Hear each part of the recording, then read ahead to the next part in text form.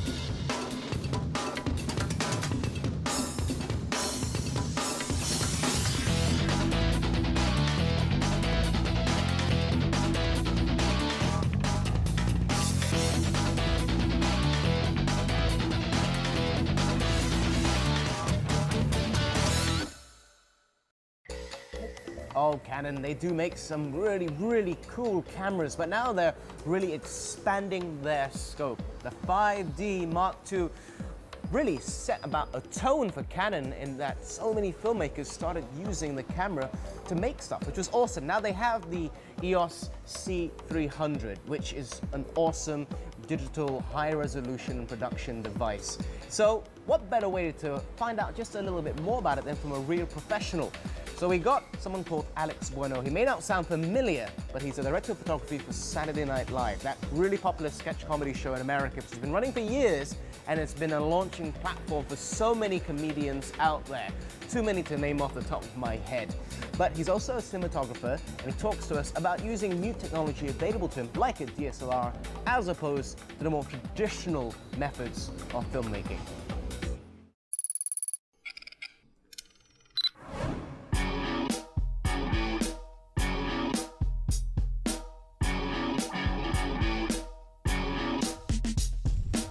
Back in 2009, when I started using DSLRs for Saturday Night Live, it was actually pretty uncommon.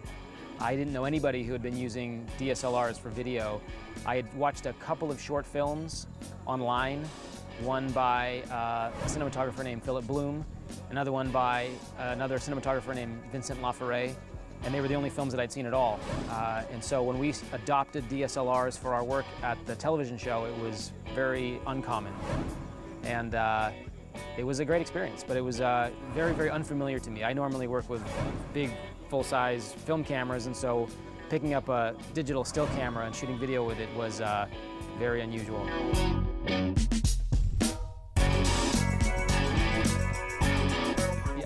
It was all very positive.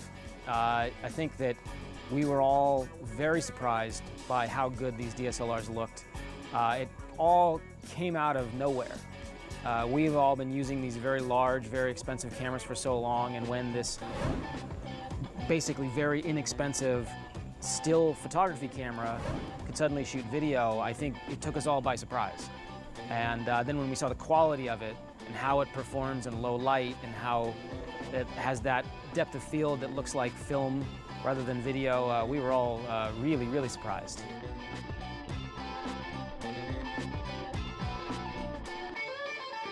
Well, the C300, I've been using it for about 6 months. Essentially, as soon as it came out, I started using it for television production. I've used it on a number of shoots, and it's been a really great combination of all of the best of a DSLR with all of the best qualities of a full-size production camera. It has adopted the form factor of a DSLR, but it's got all of the functions and accessories that I would expect from a professional camera. So I consider it a professional camera. I choose to use it in place of other high-end expensive cameras. I don't think of it as a compromise.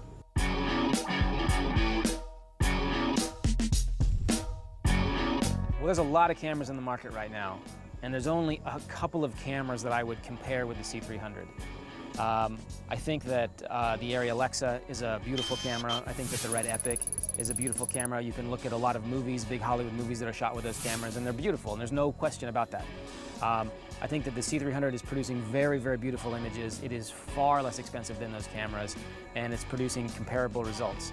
You know, when you consider the C300 versus the much more expensive cameras like the Red Epic, well, the obvious thing is that the Epic has much more resolution. This camera is limited to 1080 resolution. That other camera is 5K, so it's kind of hard to compare them. But for everything that I do in television production, which is broadcast not even at 1080, but at 720, it offers everything that I need.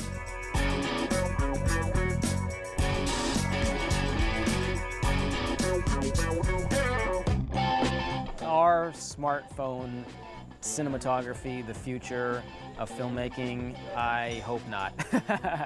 No, in truth, the truth is that I think there are a lot of really amazing, affordable options for people that are just getting into filmmaking that still offer the tools that a cinematographer would use to control exposure, to control composition, to use interchangeable lenses. There's so much to cinematography beyond just pointing the camera at a scene and pushing record.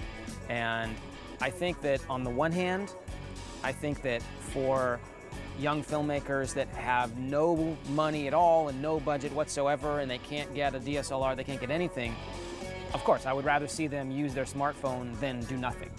And I'm excited to think about the new kinds of experimental filmmaking that you could do with a smartphone. However, smartphones are incredibly limited in terms of their functionality, in terms of their resolutions, in terms of their dynamic range, in terms of the ability to focus a shot, to compose a shot using all the different elements that are available to cinematographers. So at this point, I wouldn't really consider a smartphone to be a real tool for cinematography. I think that it's, you know, not a bad tool to sort of play around with some ideas, but I wouldn't expect to see an Oscar category for best cinematography with a smartphone anytime soon.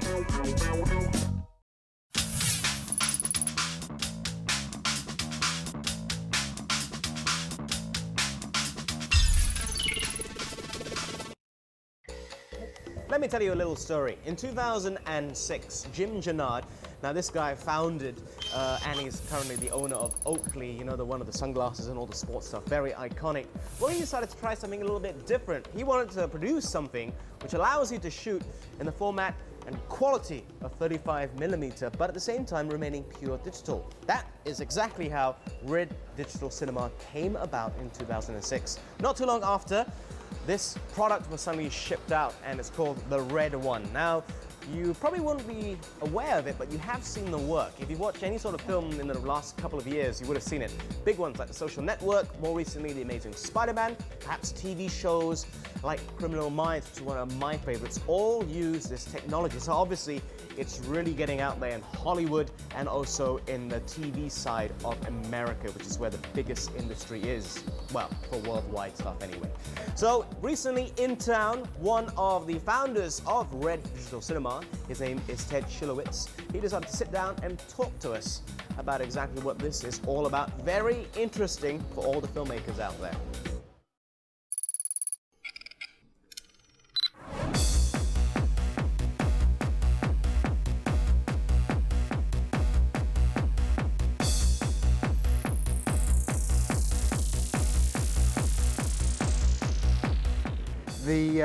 The technology business is pretty integral to the movie making business now. It's really how our company was formed. So I'm one of the founding members of this company called Red Digital Cinema.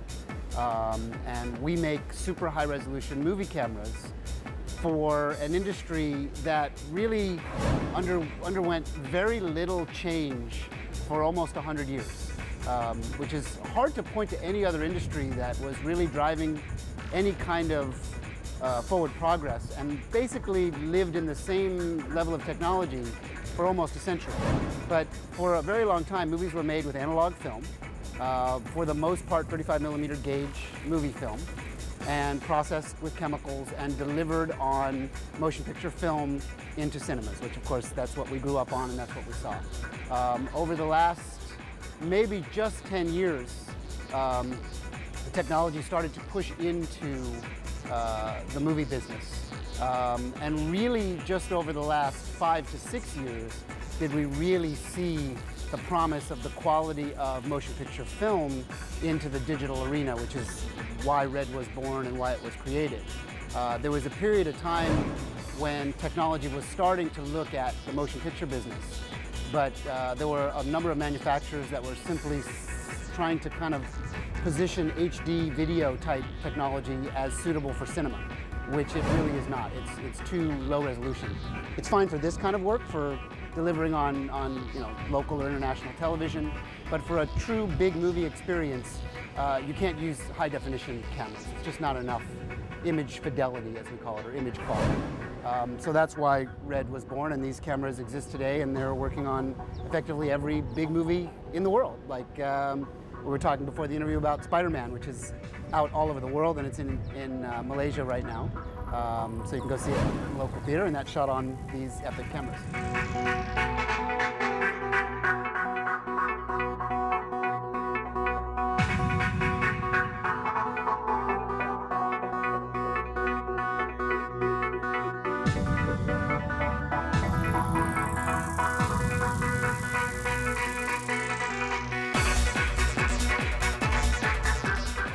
We have 3 cameras that we produce. The very first camera we made is called the Red 1. It's about twice the size of this. It's about this big, like about the size of a US football or a small rugby ball. It became the industry standard once it was released into the marketplace, not just for independent filmmakers, but for all levels of film, including some of the biggest, most important movies over the last couple of years, like Social Network, right? David Fincher's movie Social Network was shot on Red 1 cameras. The Pirates of the Caribbean 4, the big 3D blockbuster hit, was shot on Red 1 cameras. 3 Oscar-winning films shot on Red 1 cameras. So it became very key to the industry. And then as our company kept evolving and engineering, we made the camera smaller and even more powerful. So the Red 1 is a 4K movie camera. It's much higher resolution than HD. The Epic and its little brother, the Scarlet, are 5K cameras. So they shoot even higher resolution than a Red 1, and these cameras are on, like I said, pretty much every big movie in the world. The Hobbit, which is Peter Jackson's new movie that he's been working on for the past year, shooting with 60 of these cameras. Prometheus, which you probably saw, that came out in the theaters here a few weeks ago. There's a new Great Gatsby that Baz Luhrmann is shooting. There's a new Wizard of Oz movie that Sam Raimi is directing. And the list goes on and on and on. There's many, many others. There's a new Denzel Washington movie called Flight, which is really spectacular. That's Robert Zemeckis' new movie, all shot on these cameras. So they are not using film anymore. And predominantly they're moving away from film delivery as well, and they're actually being shown via digital projection.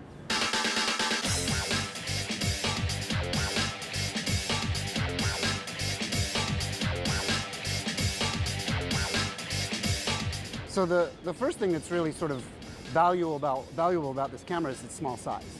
It's so small. When you compare it to a motion picture camera, it's almost impossibly small. People look at it and they're like, how is it even possible you could make a camera that can put that kind of image up on a movie screen that's so large and so high resolution, but it's so tiny, right? So that's technology in action. I mean, that's the same technology that lives in all of the other parts of our industry applied to this motion picture world. Very, very high end of the technology mixed with the creative art of doing it.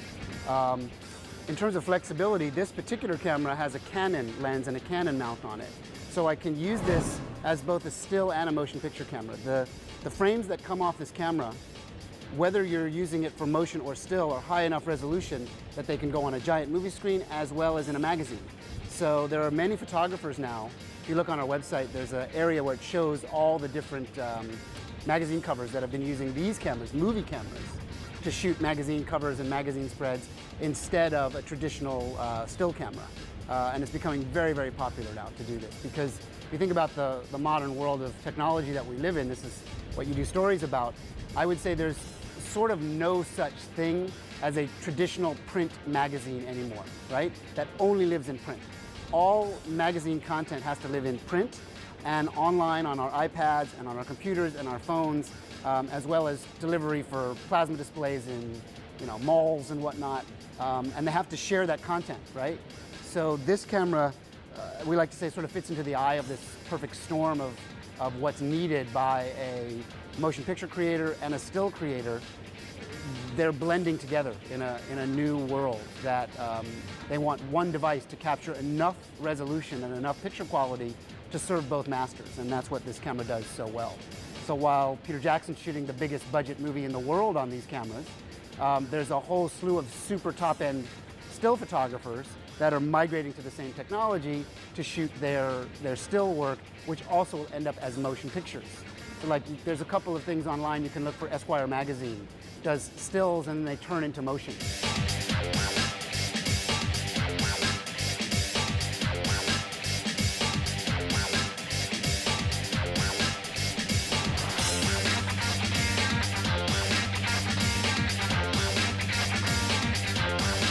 What's intriguing about this is how much we've opened up the world of professional cinema to people that simply couldn't afford to really shoot with a real movie camera. If they didn't have a big budget or weren't on a big Hollywood-style production, they would be relegated to shooting DV-style or HD-style camera. In our world, the entry-level camera that we build, while it wouldn't be considered consumer, it's much too high-end as a consumer device, although you might be surprised at some high-end consumers that actually take these cameras around and work with them outside of the Hollywood movie-making business. But our entry-level movie camera, the Scarlett, is under $10,000 US. So it starts to become something that is extraordinarily affordable to make movies with, right? You can start to bridge the gap between how wide the professional market is. Before Red came along, to shoot this kind of image quality cost you hundreds of thousands of dollars, not including the film stock, right? And everything that went along with the film stock and the cost associated with getting those images up on a big screen. Now what we look at as a company is enabling a much, much wider pool of talent to shoot with these cameras, do post-production on normal Mac or PC computers, and then deliver those images to the world on large screens. So in addition to the camera side of our business, we're also working on a next-generation 4K projection system that will be extremely affordable. Right now, 4K projection is dedicated to the very high-end, the rarefied air, right, for big cinemas. But we're bringing the same kind of logic that we did to the camera business and revolutionize that to the projection and delivery business as well.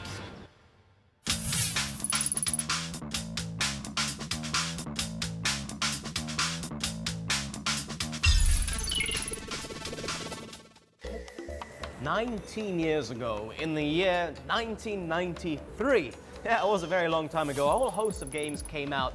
Doom, Mortal Kombat 2, and Magic. Now, many years down the road, Magic is still going strong, although there have been so many rule changes here and there, so many new cards that it's kind of hard to keep up, even for the most hardened fan of Magic. However, that did not deter our friend Avery from giving it a shot. He got himself a copy of Magic the Gathering Duels of the Planeswalker 2013. Let's see exactly how he fared, because really I think he needed a lot of luck with this one. Hey, Avery Score here, and welcome to my Dungeon of Delight on the Gamer Station. Today we're taking a look at Magic the Gathering Duels of the Planeswalkers 2013. Now, if you played 2012, you probably were pretty excited about this update. It's an incremental update, but it does provide an overhauled presentation, a great experience online and off, and a host of features of all the platforms on which it's deployed that are sure to keep Magic Gathering fans interested. One thing that's great about this game is the AI component is very competent, especially on the higher difficulty modes like Planeswalker. So if you played Magic Gathering and you're looking for some fierce competition, even when you don't have a friend with whom to play, you're going to find that in spades in this game.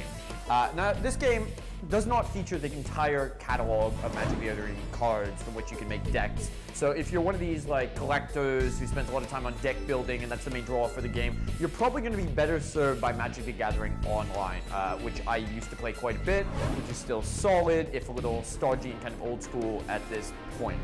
There was a clear business decision to separate these two franchises so that they wouldn't be in direct competition with one another. So Magic the Gathering Duels of the Planeswalkers 2013 really gives you a set of starter decks that are interesting and each has its own sort of concept and thinking behind it, such as a Goblins deck with tons of tiny creatures that just flood and overwhelm your opponent in intelligent ways. And each deck is accompanied by a rating, which lets you know kind of, is this deck something that works really well with card combos? Does it just give you enormous creatures? Does it give you a huge amount of fast damage? And you kind of see that as at a glance. You do have a 30-card sidebar with each of these 60-card decks, allowing you to do a fair bit of customization so you can prepare these decks to your individual playing style. But in reality, there's not a huge amount of that, so that is something that's missing from the game. What's not missing is the Magic the Gathering play experience, which has been honed much better than any virtual experience of the game. I've been playing Magic the Gathering since 1993. I've Alpha, I've Beta, I've Unlimited, I've Revised, I've 4th edition, I've all the way up to now. Cards just piling up in binders, and I will tell you that this is the most satisfying experience that you can have on a console or on the computer.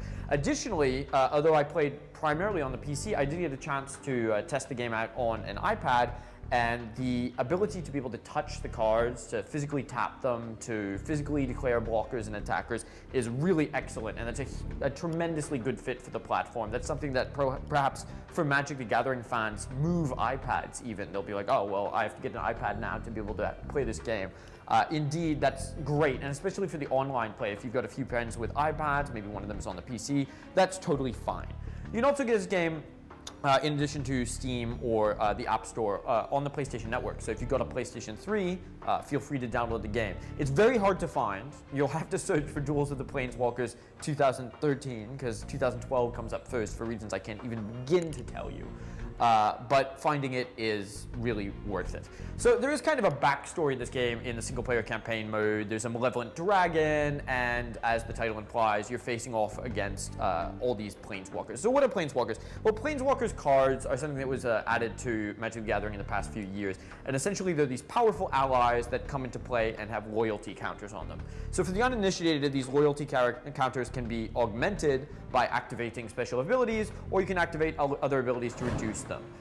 When your opponent is declaring attacking creatures and declaring targets, or when he's declaring fast damage, he can target a planeswalker card and it removes loyalty points as toughness would be removed, with the difference that these loyalty points are immediately removed. When the planeswalker card goes in the graveyard, it goes back to its default level of loyalty that's marked in the bottom right corner of the card, where you'd normally find attack and toughness. This adds a cool dynamic to the game, and as you defeat these planeswalkers in the campaign mode, you'll unlock new planeswalker cards to play with and to build your decks around. So that's pretty cool. Essentially, the main audience this is going to target are Magic the Gathering players. There is, however, the chance that with such great visuals and such a solid presentation overall, this will attract newbies to the genre. And indeed, this is a terrific way to learn how to play Magic the Gathering, because if you make a mistake, if you try to, say attack out of your attack phase, or maybe you're trying to play something that's not an instant outside of your main phase, the computer will just tell you off and it'll say, no, sorry, you can't do that for the following reason. In addition, the card inspector has gotten a lot better since the 2012 version of the game, and indeed since Magic the Gathering Online. You can zoom into the cards and you can cycle through all of them, and that was a huge complaint about the readability of the cards and the time it took to physically inspect them. That's been alleviated here. In addition, if you're coming from a Magic the Gathering Online background, you're going to find that you're going to have to press OK or return a lot less, simply because it uses a timer to time out on phases. That can be annoying at first before you learn how to pause in a particular phase if you need more time, but it actually does save you quite a lot of key presses, and it keeps the flow moving. Somehow it's kind of like blitz chess, where you feel you need to slam on a timer, and it is really satisfying to have that sort of immediacy to play. So this is a very solid Magic the Gathering offering online and off, and I just sincerely hope that it'll be exposed to the widest amount of players possible. I'm hoping that this will mark a renaissance for Magic the Gathering, which has always been churning along and retains a high degree of popularity, but not nearly the degree of popularity enjoyed in the mid-90s, in sort of its heyday. So check out the game. If you've got an iPad, if you've got a PlayStation 3, if you've got a PC, you can pick it up. It's quite cheap to start off with, free on the iPad, in fact, and the way they get you is with those additional starter decks and content packs. So be prepared for that. But come, challenge me, and be completely obliterated. I'm Avery Score, and thanks for watching The Gamer Station. Alas, today's episode is at an end, but do not worry, it's just the start of Season 7. We will be back next week, and I'm very well aware that Raya is literally around the corner. So we have some of the must-have gadgets or maybe some gift ideas heading into the Raya season. Now, in the meantime, you can find us on Facebook and on Twitter. And I want to give a big shout out and thanks to Paradox Art Cafe here in Bandar Utama for hosting us. My name is Adam Karaviz. Until next time.